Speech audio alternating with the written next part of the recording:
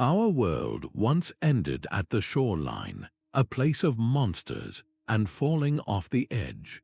A handful of maritime inventions shattered that ancient fear and launched the age of discovery.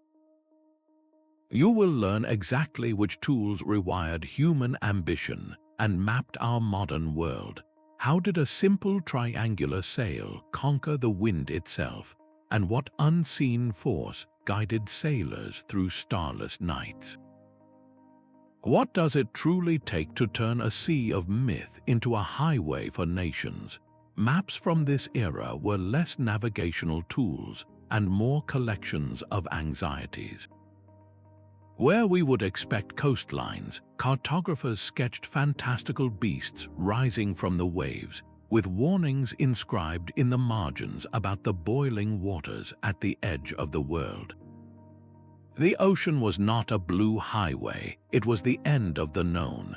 This profound fear was rooted in a simple reality: ignorance. Knowledge of the wider world was a patchwork of regional folklore and ancient texts copied and recopied for centuries, their original meanings often lost or distorted.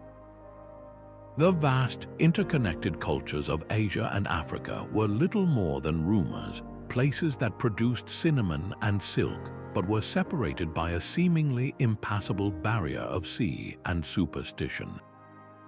All luxury goods from the East, the very spices that preserved food and defined status, had to travel thousands of miles overland. This journey was controlled by a long chain of merchants, each adding their own hefty tax. By the time a sack of pepper reached a European market, its price was astronomical. The world was not yet a globe in the minds of most. It was a fragmented collection of islands in a sea of terror, with humanity huddled safely on the shores. This deep-seated insularity makes the courage of the first explorers almost incomprehensible. They were not just sailing into a physical unknown, but directly confronting a millennium of ingrained fear. The stage was set for a revolution, but first, someone needed to conquer the map inside the human mind. The square sail was a one-way ticket, a slave to the wind's whims. But a new shape began to appear along the Mediterranean coast, a triangle of canvas that seemed to defy nature itself. This was the lateen sail, a design perfected by Arab sailors on their nimble dhows. Its secret was a simple geometric truth. A square sail can only push a ship in the direction the wind is blowing, essentially a tailwind. But a triangular sail, mounted at an angle on a long yard, acts like a vertical wing. It splits the wind, creating a force that can pull the vessel forward even when the breeze is coming from the side, or even somewhat from the front. This maneuver, called tacking, involves sailing a zigzag course against the wind. It was slow and required skill, but it was possible. Suddenly, a ship was no longer a drifting leaf waiting for a favorable gust. It became a blade capable of cutting across the wind's path. This was the first true mastery over the sea's greatest force. A captain equipped with a lateen rig could now dare to leave the safety of known coastlines, confident that even if the winds turned against him, he had a fighting chance to return home. This single invention transformed the very purpose of a ship, setting the stage for the next great challenge: navigating the vast, featureless blue when the shoreline finally disappeared from view. Out on the open ocean, the horizon is a perfect circle of empty blue. With no landmarks in sight, a captain's greatest enemy was not a sea monster, but disorientation. The solution, however, was hanging in the sky all along. A new tool began to appear on the decks of explorers' ships, a heavy brass ring known as the Mariners Astrolabe. This was not an instrument for the faint of heart. On a ship tossed by waves, using it was a test of patience and balance. A sailor would hold the astrolabe by a ring at its top, letting it hang perfectly vertical. He would then line up a movable pointer with the sun at its highest daily point. and the scale etched along the ring's edge would reveal the sun's angle above the horizon. This single number, the latitude, told him how far north or south he had journeyed from a known point.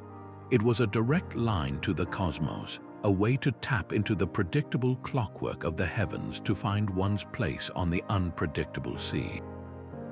The reading was far from perfect. The sway of the deck could easily throw the measurement off by a critical degree, but the principle was revolutionary.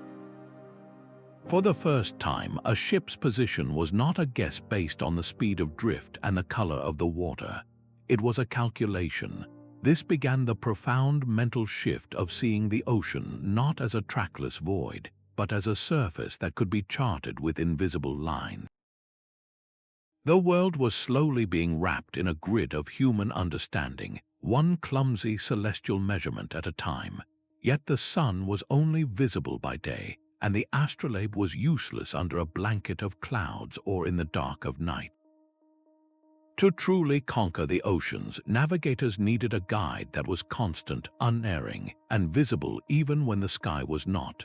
But when the clouds rolled in and the stars vanished, that celestial map was erased. The greatest fear on the open ocean was not a monster, but a complete and total loss of direction, a slow spiral into oblivion. In this disorienting void, sailors placed their trust in a silent, unseen force. A magnetized needle, floating in a bowl of water or balanced delicately on a pin, would tremble and then hold its position, pointing unerringly toward the north. This was the magnetic compass, and its arrival was nothing short of magical. Unlike the astrolabe, which required complex calculations and a clear sky, the compass offered immediate, constant truth. It was a fixed point in a spinning world. Imagine the profound psychological comfort it provided, a small piece of certainty in an endless, shifting expanse of blue. This simple device democratized the art of navigation. Previously, long voyages required a master navigator, a rare individual who could read the stars like a book. Now, any competent sailor could glance at the compass and know his heading. This invisible guide unlocked the true potential of exploration, allowing for consistent, repeatable courses to be plotted across thousands of miles of featureless water. It turned the chaotic sea into a grid that could be methodically traversed, one steady heading at a time. Yet even with a compass pointing the way, a massive ship was a difficult beast to command. Picture the challenge of steering a heavy vessel using only a single, massive steering oar mounted on the ship's side. This ancient method required immense physical strength from the crew, and its effectiveness was wildly unpredictable. In calm waters it was manageable, but in a storm or against a powerful crosswind, the oar could be wrenched from their hands, leaving the ship at the mercy of the waves. The true breakthrough came not from harnessing the wind, but from rethinking the point of control itself. The sternpost rudder was a masterpiece of elegant simplicity. Instead of a side paddle, a single, vertical blade of wood was hinged directly to the back of the ship's keel, the backbone that ran along the bottom of the hull. This central mounting changed everything. Now, when the helmsman turned the tiller, the entire rudder would swing, pushing against the water and pivoting the ship with a new level of precision and power. It was the difference between trying to push a heavy cart from the side versus pulling it from a central point directly behind. This new design gave captains a firm and reliable grip on their vessel's destiny. A ship was no longer just a floating platform that went where the wind blew. It was now a directed instrument. This control was the final, critical piece that made long ocean voyages not just possible, but practical. With a sturdy sternpost rudder, shipwrights could now design larger, deeper hulls capable of carrying months of supplies and valuable cargo, all while knowing the ship could still be steered effectively through unknown and turbulent waters. The marriage of the compass for direction and the rudder for control finally gave humanity the confidence to leave the map behind and draw a new one on the vast, empty canvas of the sea. With the rudder providing control and the compass offering direction, all that was missing was the perfect vessel to carry these tools into the unknown. That vessel was the Caravel, a ship so revolutionary it became the spaceship of the 15th century. It was not the largest or most imposing ship on the water, but its design was a stroke of genius, a hybrid of the best maritime technologies. The Caravel typically carried 2 or 3 masts, and this is where its magic truly unfolded. It combined the power of traditional square sails with the agility of lateen sails. When the wind blew favorably from behind, the square sails could be unfurled, capturing its full force to drive the ship forward with incredible speed. But when the voyage required intricate maneuvering along an unfamiliar coast or battling against an uncooperative wind, the crew could rely on the triangular lateen sails. This combination gave captains an unprecedented range of tactical options, making the Caravel both a powerful racer and a nimble explorer. Another of its secret weapons was hidden beneath the waterline, a shallow draft. Unlike the deep, heavy hulls of cargo ships that needed to stay in well-charted, deep water, the Caravel could sail confidently into shoals, upriver mouths, and along coastlines that were complete mysteries. This allowed explorers to go where no one had gone before, to probe the edges of new continents, and to find safe anchorage almost anywhere.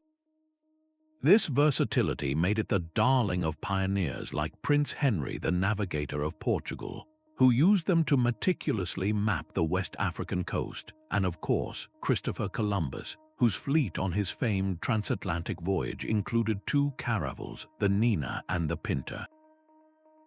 The Caravel was more than just a boat, it was the physical embodiment of a new era.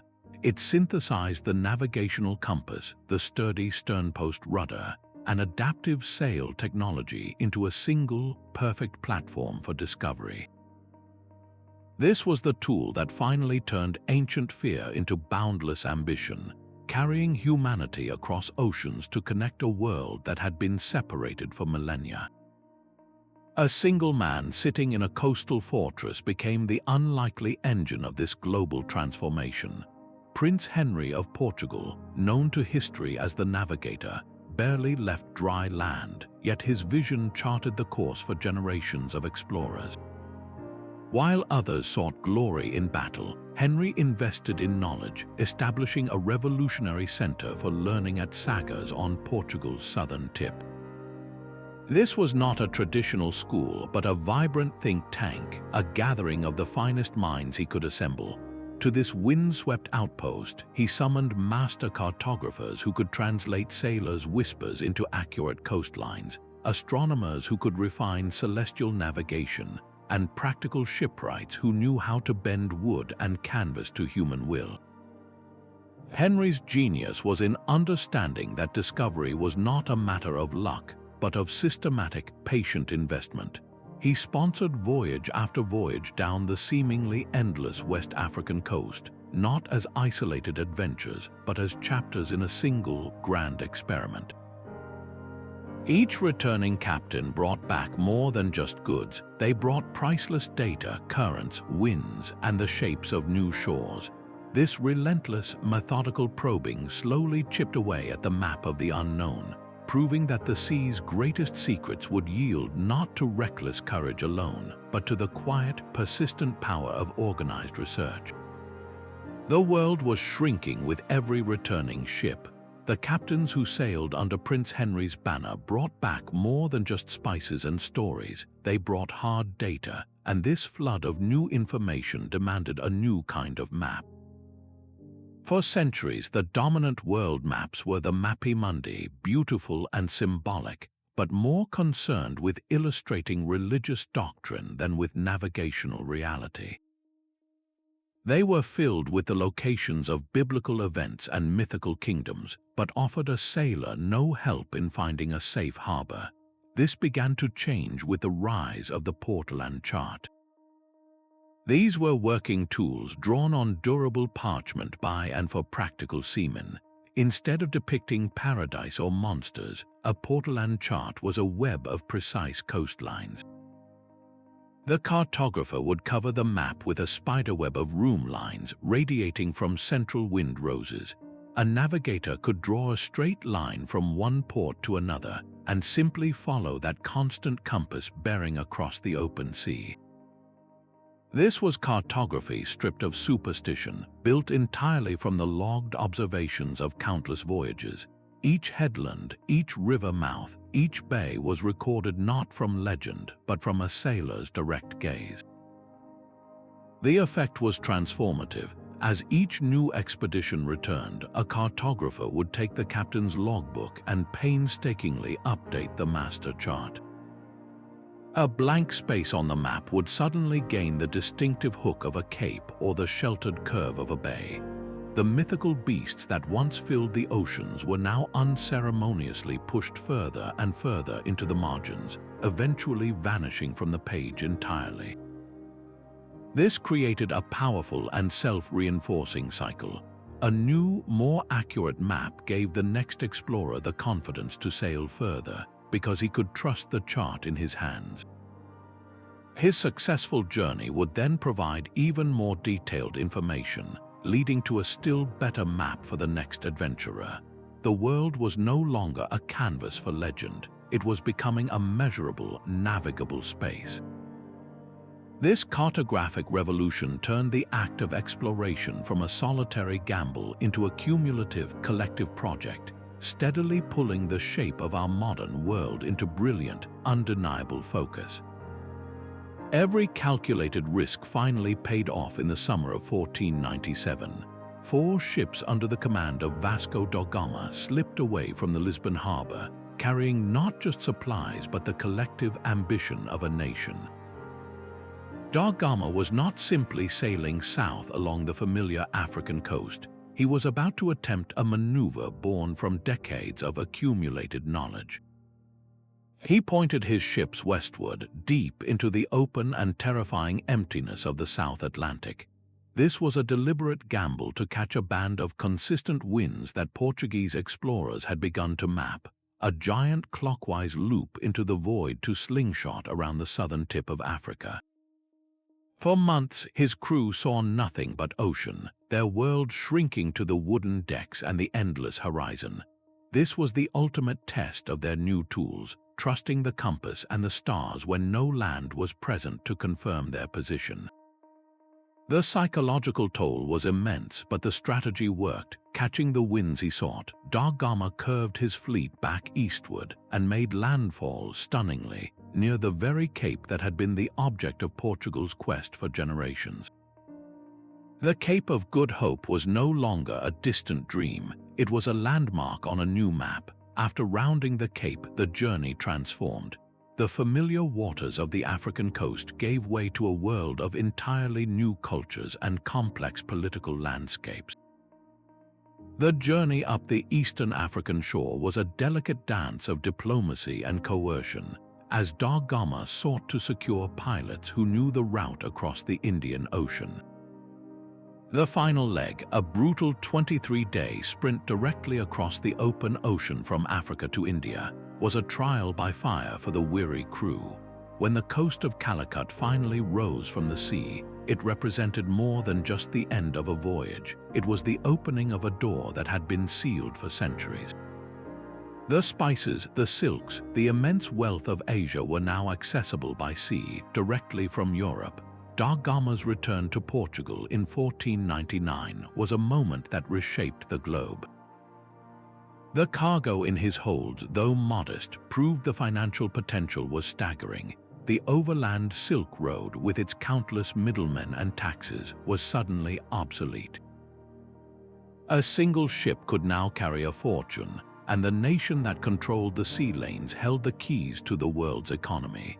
This was the final, triumphant proof that the maritime inventions of the past century had not just built better ships, they had built a new world order.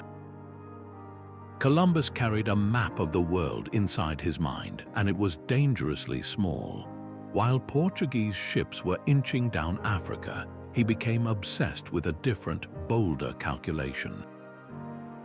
He argued that the Earth's circumference was far less than scholars of his day believed, and that a direct westward route to the rich spice islands of Asia would be a short, profitable cut. He was profoundly mistaken, but his error was a powerful one. He spent years peddling this radical idea, a man possessed by a certainty that defied the best geographical knowledge available. His persistence finally won over the Spanish monarchs, Ferdinand and Isabella, who saw a chance to bypass Portugal's growing monopoly on the eastern route. The 3 ships he outfitted, led by the sturdy Caravel, were not just vessels of wood and canvas. They were floating testaments to a single man's stubborn miscalculation, sailing directly into a continent that his maps said could not exist. For weeks, his crew saw only the same empty horizon, their trust in the compass and the stars tested by the terrifying absence of any land. The psychological pressure was immense, a mutiny simmering just below the deck. When a lookout finally sighted land on October 12, 1492, it was not the gilded towers of Japan or the spice ports of the Indies that he saw. It was a shoreline of lush, unfamiliar green. Columbus died believing he had reached the outer islands of Asia, never comprehending the true scale of his accidental discovery. His voyage, enabled by the very maritime tools that had tamed the Atlantic, demonstrates a profound historical truth. Monumental shifts are not always born from perfect knowledge. Sometimes a stubborn, brilliant error can break open an entire hemisphere, connecting worlds that had evolved in total separation for millennia. This accidental encounter set in motion a chain of exchange, conflict, and transformation that would forever redefine the global balance of power, a story of 2 old worlds colliding to create a new one.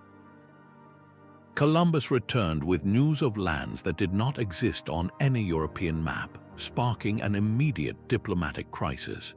Both Spain and Portugal, the 2 great maritime powers, saw their future empires at stake and turned to the highest authority they knew to settle the dispute. The result was one of history's most astonishing acts of arrogance, the Treaty of Tordesillas. In 1494, with the blessing of Pope Alexander VI, the 2 kingdoms agreed to literally split the world in half. They drew an imaginary line from pole to pole, somewhere in the mid-Atlantic. Everything to the east of this line, including the route to India and the coast of Africa, belonged to Portugal.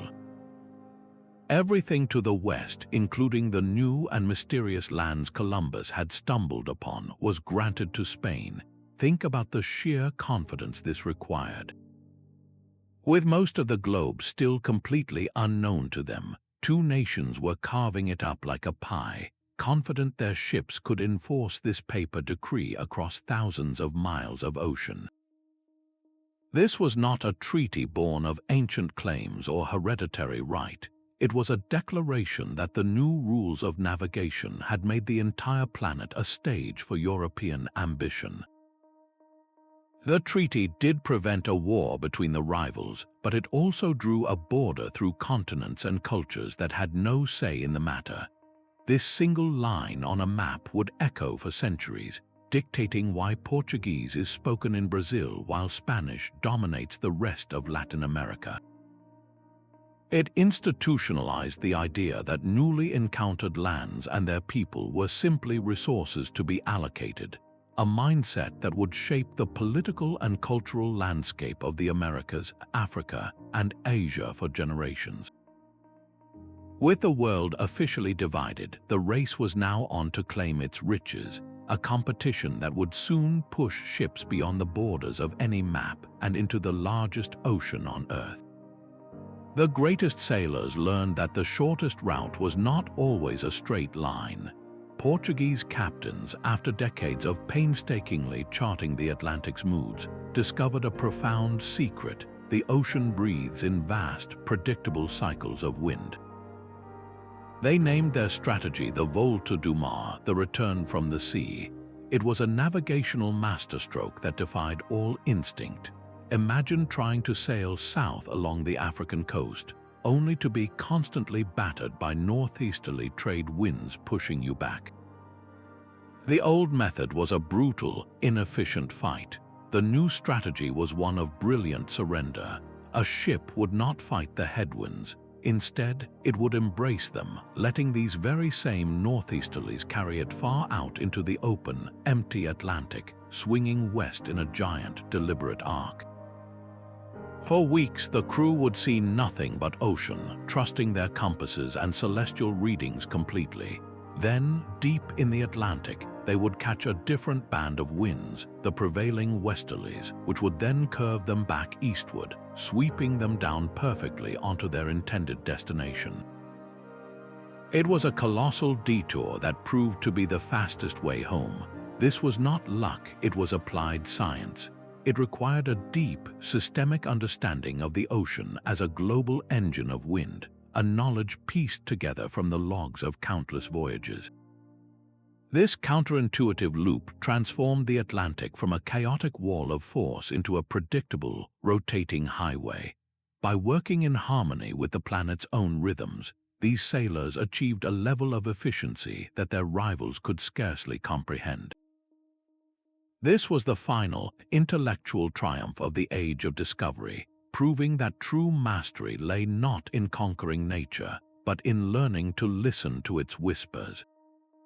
The dotted lines on a map tell a story of navigation, but the real drama unfolded on the wooden decks below. Keeping a crew alive for months at sea was a logistical puzzle as complex as any celestial calculation.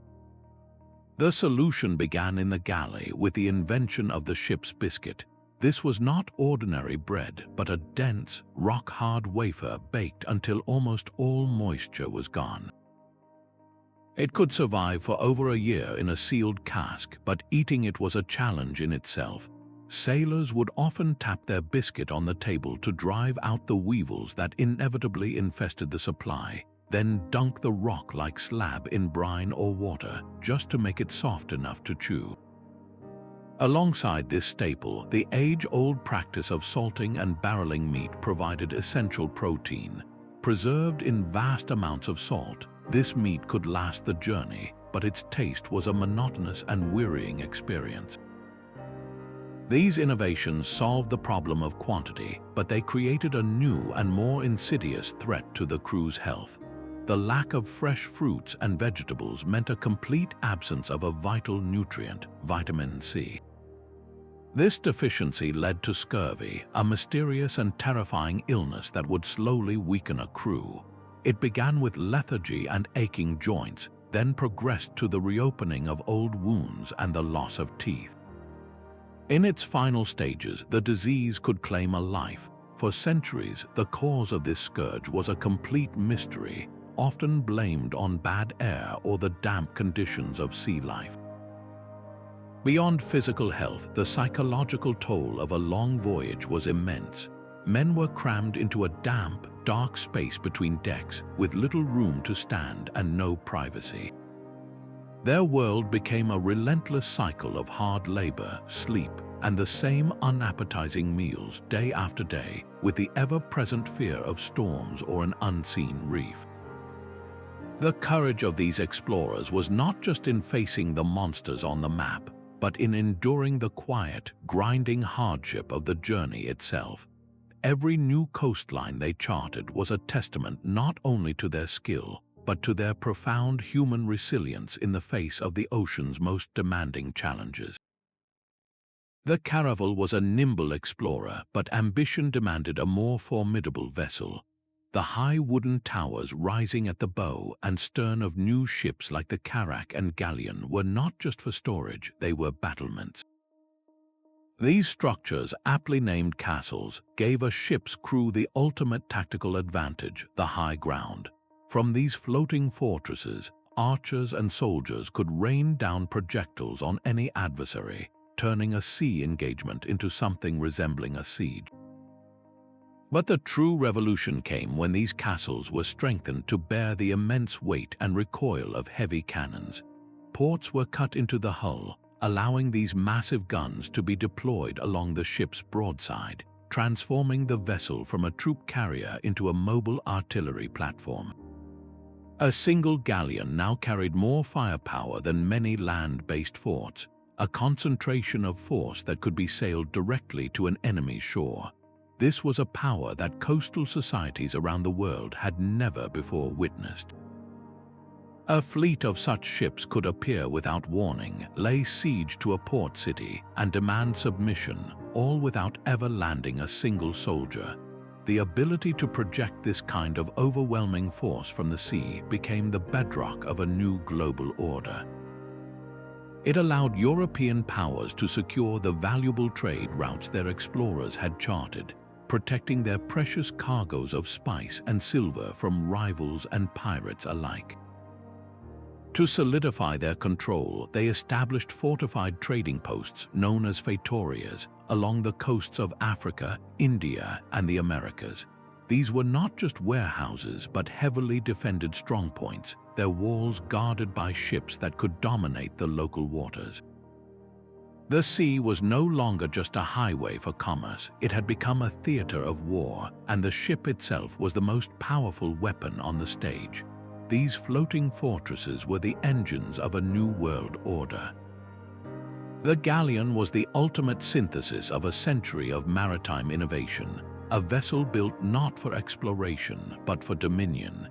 It combined the sturdy hull of the carrack with the sleeker, more maneuverable lines of the caravel, creating a ship that was both a formidable warship and a massive cargo hauler. Its true purpose was measured in weight and volume, in the tons of silver bullion that could be stacked in its deep hold. This was the critical link in a chain of commerce that now spanned the globe. In the Andes, the mountain of Potosi was being hollowed out by thousands of laborers, its silver transported by llama and mule to the coast. There, it was loaded onto galleons for the perilous journey across the Atlantic to the port of Seville. This influx of precious metal fundamentally rewired the European economy, fueling both immense wealth and rampant inflation, a price revolution that echoed in every market from London to Constantinople. But the galleon's route did not end in Europe. From the port of Acapulco in New Spain, another fleet embarked on an even more astonishing journey, the Manila galleon trade. These ships sailed west across the vast Pacific, a voyage of months to reach the Philippines. There, the American silver was traded for Chinese silk, porcelain, and spices, which were then carried back to the Americas. For the first time in history, every inhabited continent was connected in a continuous loop of exchange. The galleon was the physical container for this system, a slow, heavy, but incredibly durable machine for moving wealth. Its very design reflected this dual nature, with a high stern castle to intimidate and fight off pirates, and a cavernous belly to store the riches of two hemispheres. This was the final, logical step in the age of discovery, the moment when the tools built for finding new worlds became the tools for binding them all together in a single, profitable, and often brutal global embrace. A single sack of peppercorns could purchase a small house in a European city. This was not a luxury market, it was a financial mania, and the entire system was controlled by a chain of intermediaries stretching thousands of miles. Venetian merchants bought spices in the markets of Alexandria, goods that had traveled overland through territories controlled by the Mamluk sultans and the rising Ottoman Empire. Each hand the precious cargo passed through added another layer of tax and profit, inflating the price to staggering levels by the time it reached its final consumer. For the kingdoms of Portugal and Spain staring out at the Atlantic, this was an intolerable situation. Their gold was flowing east to enrich rivals and powers they considered outsiders. The motivation to find a direct sea route was not born from mere curiosity, but from a desperate need to break this monopoly.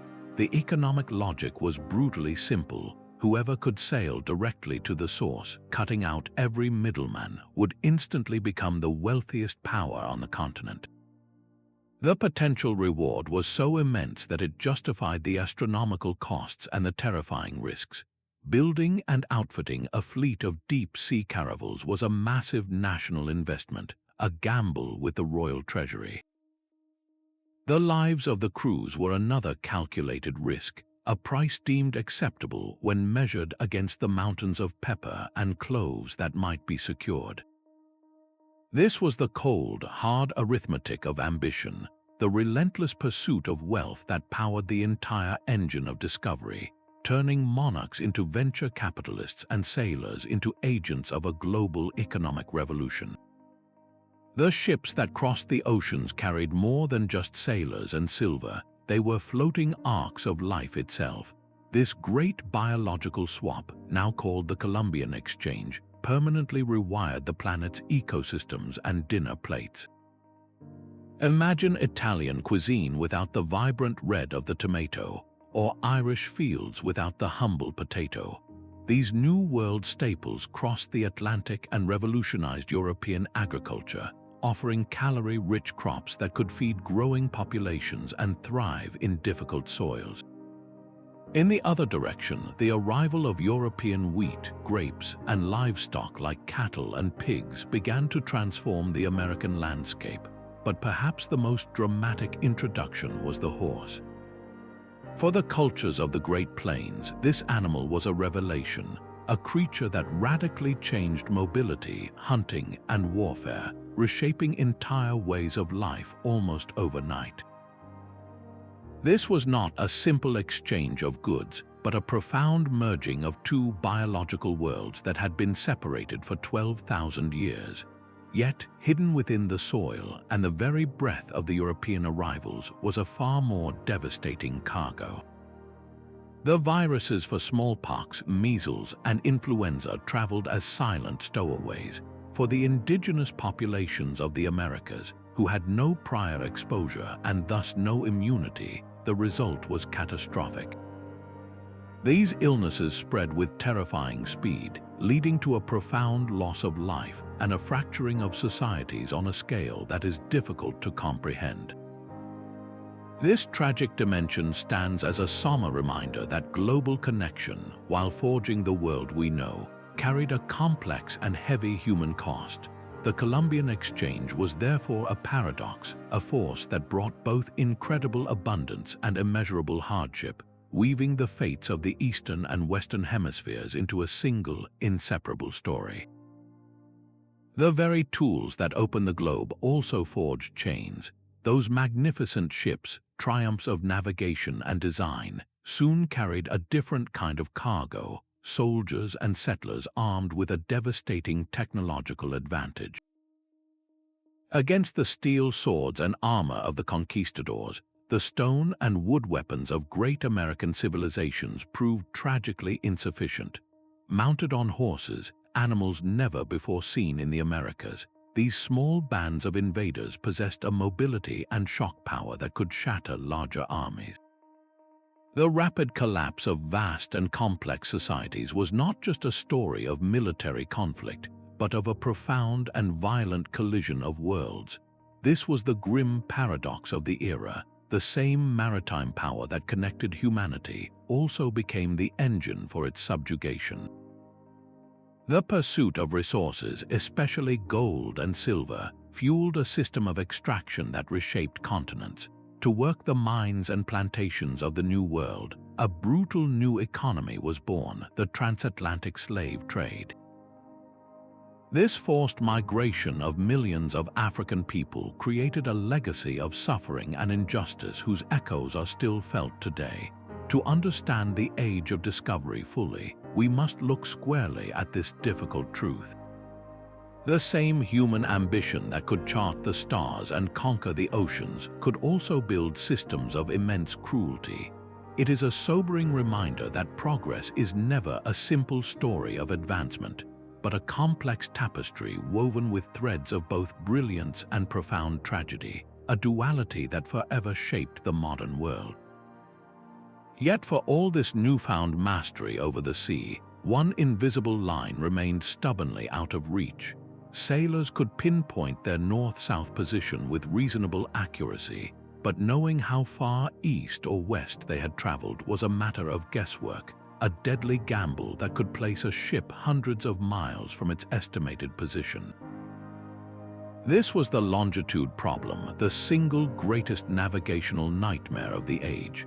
A captain might know he was at the correct latitude, but was his destination still a week ahead, or was he about to run aground on a hostile shore in the dead of night? The ocean, for all its mapped currents, was still a vast desert of identical waves where a single error in calculation could mean the difference between a safe harbor and a watery grave. This relentless uncertainty sparked one of the longest and most intense scientific quests in history, a challenge that would occupy brilliant minds for generations. The great astronomer Galileo himself turned his telescope to the skies, not to find new worlds, but to solve this very earthly problem. He meticulously charted the orbits of Jupiter's moons, believing their consistent movements could serve as a celestial clock to determine longitude. His method was theoretically sound but practically useless on the pitching deck of a ship. The quest demanded a solution that was not only accurate, but also rugged, portable, and simple enough for any sea captain to use. For nearly 2 centuries, the scientific academies of Europe wrestled with the puzzle, offering massive prizes for a workable method. The true breakthrough came not from the stars, but from a humble clockmaker's bench. It was the invention of the marine chronometer in the 18th century, a timepiece so perfectly balanced it could keep accurate time through the violent motions of a long sea voyage. By comparing the local time of noon, determined by the sun, with the precise time kept by this clock set to a home port, a navigator could finally calculate his exact east-west position. This elegant solution ended the long search, proving that the age of discovery was not a single moment of triumph, but a continuous chain of innovation, where each solved problem simply revealed the next great challenge waiting over the horizon. The compass and the caravel had unlocked the world, but the Dutch East India Company set out to own it. This was no longer the era of the lone explorer sailing under a king's banner. It was the dawn of corporate exploration on a staggering scale. Chartered in the year 1602, the Verenigde Oost-Indische Compagnie, or VOC, was granted a monopoly over Asian trade by the Dutch state.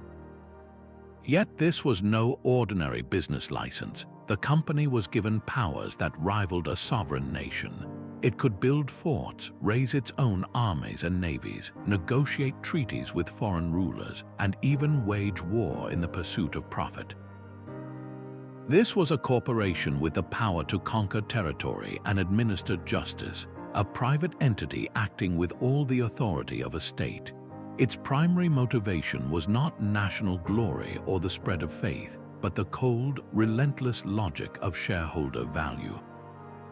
To fund its ambitions, the VOC did something revolutionary. It sold shares to the public, creating the world's first publicly traded company and pooling capital on a scale previously unimaginable.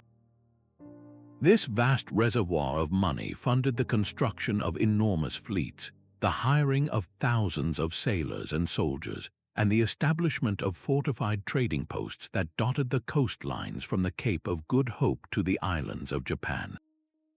The VOC did not just send ships, it built a permanent, self-sustaining network, a corporate nervous system that spanned the globe. Its agents meticulously mapped winds and currents, creating secret navigational charts that gave their captains a critical competitive edge. They did not simply seek spices, they sought to control the very source, manipulating supply to dictate prices back in Europe. For nearly 200 years, the VOC's dominance of the spice trade was absolute, making it the most profitable corporation in history and fundamentally reshaping the relationship between commerce and conquest. This was the final evolution of the tools born in Prince Henry's day, the institutionalization of discovery itself. The age of kingdoms was giving way to the age of the corporation, where balance sheets and shareholder reports would now dictate the course of history and the drawing of the world's map. The brass astrolabe swaying on a wooden deck has a direct descendant in your pocket today. That age-old struggle to pinpoint a location at sea forged the very principles that guide our modern world. The Sextant, a masterful refinement of the astrolabe, became the navigator's essential tool for centuries. Its elegant system of mirrors and precision scales allowed a sailor to measure the angle between a celestial body and the horizon with astonishing accuracy, a vast improvement over the heavy, swinging ring of the past. With this single measurement and a precise timekeeper, a navigator could draw a line of position on his chart, a clear mark of where he was in the trackless ocean. This method of celestial navigation, using the clockwork of the heavens to find one's way on Earth, remained the gold standard for ships and aircraft well into the 20th century. The underlying idea was a revolution in thought, the notion that your exact place on the planet could be calculated by observing the reliable movements of objects in the sky. This conceptual leap is the forgotten foundation of the technology we now take for granted. The global positioning system that guides your car and your smartphone operates on the exact same principle, only its stars are human-made. Instead of measuring the angle to the sun or Polaris, your phone listens for the precise time signal broadcast from a network of satellites orbiting high above. By calculating the minuscule time difference in those signals, it performs a triangulation that would be deeply familiar to any Renaissance navigator, just at the speed of light. Every time a map application pinpoints your location on a city street, it is completing a journey that began with sailors squinting at the horizon, a testament to the enduring power of a simple question asked centuries ago: how can we truly know where we are? The silent history preserved on the ocean floor is now beginning to speak. While maps and logs tell one story, the physical remnants of these legendary voyages offer a truth far more immediate. This is the realm of maritime archaeology, a discipline that recovers not just sunken wood, but the tangible reality of the age of discovery. The cold, dark waters of the seabed create a remarkable time capsule where the lack of oxygen preserves organic materials for centuries. A shipwreck is not a single event, but a frozen moment in time, a snapshot of a vessel and its crew at their most vulnerable.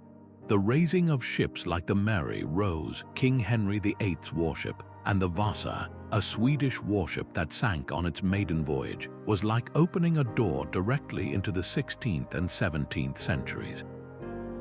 These are not replicas or models, but the authentic ships themselves, their timbers still bearing the tool marks of the shipwrights and the scars of their final moments. Inside, the debris of daily life is scattered, from the massive cast iron cannons to the simple wooden bowls from which the sailors ate. Each object, from a meticulously crafted astrolabe to a worn leather shoe, adds a deeply human layer to the grand narrative of exploration.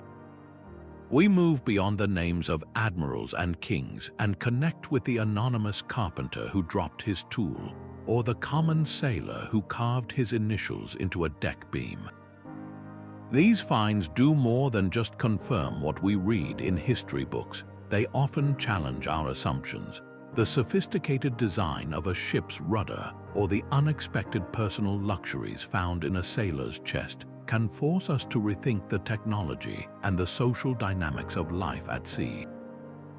Every carefully excavated artifact is a new piece of evidence in an ongoing investigation, helping us to reconstruct not only how these ships were built, but how they were lived in, how they functioned, and ultimately how they met their end, bringing us closer than ever to the people who dared to sail over the horizon. The ocean had become a highway, but the destination was a new reality. Every returning ship carried more than spices and silver. It carried evidence that the old maps of the world were wrong, and with them, the old maps of the mind began to crumble. For centuries, the European intellectual universe was a closed system, defined by ancient authorities and a comforting cosmic order with humanity at its center. The sheer, undeniable existence of continents and cultures previously unimagined delivered a shock to this system from which it would never recover. If the greatest scholars of the past had been utterly ignorant of entire hemispheres, what other fundamental truths might they have gotten wrong? This geographical revolution found a powerful parallel in the work of astronomers like Copernicus, who was quietly demonstrating that the Earth itself was not the motionless center of creation, but a single planet orbiting the Sun. The effect was a profound intellectual vertigo. The safe, walled garden of the medieval world was gone, replaced by an infinite and expanding universe. Authority was no longer something to be accepted on faith alone. If a sailor could prove an ancient text wrong by sailing to a new shore, then perhaps a natural philosopher could prove an ancient theory wrong by observing the mechanics of the heavens. This new spirit demanded proof, it demanded evidence. The compass and the astrolabe were not just tools for navigation, they were the prototypes for a new way of thinking, one that trusted instruments and observation over inherited dogma. The same mindset that meticulously charted a coastline could be turned toward charting the laws of physics or the workings of the human body. This was the slow, powerful undercurrent of the age of discovery, a shift from asking what must be true to asking what can be proven. The courage to sail into a geographical unknown was now mirrored by a new courage to question everything, setting the stage for the great age of reason that would soon dawn. That single, continuous loop of ships created a new kind of organism, a planetary system we might call Globalization 1.0. For the first time in Earth's long history, goods did not just travel from one end of a continent to another, they began a perpetual dance around the entire world. Imagine a Spanish silver coin mined from the depths of a Bolivian mountain by forced labor. That coin was shipped across the Atlantic to Europe, only to be carried right back out on a Manila galleon heading for the Philippines. In a Chinese port, a merchant would accept that same silver piece in exchange for exquisite silks and delicate porcelain, which would then complete the circle by sailing east to the markets of the Americas. This was not just trade, it was a global bloodstream, and silver was its oxygen. But the ships carried more profound cargo than currency. The humble potato, a crop unknown outside the Andes, was transported to Europe and became a caloric miracle. It could grow in poor soils and feed vast numbers of people, helping to end centuries of famine and fueling a population explosion that would reshape the continent. In the other direction, wheat and sugarcane took root in the Americas, transforming the landscape into vast agricultural estates. This was a biological revolution that rewrote menus and destinies from Dublin to Beijing. With the goods and the food came the ideas, the technologies, and the faiths, all circulating in a great, irreversible exchange. A printing press could be unloaded in Mexico City, a new philosophy discussed in a Lisbon coffeehouse, or a religious text carried to a remote island chain. This first powerful wave of connection, born from the ability to reliably cross the oceans, set in motion the forces of interdependence that define our modern existence. The world was no longer a collection of separate stories, but a single, intricately woven narrative, and every ship that left port was adding a new sentence to its pages.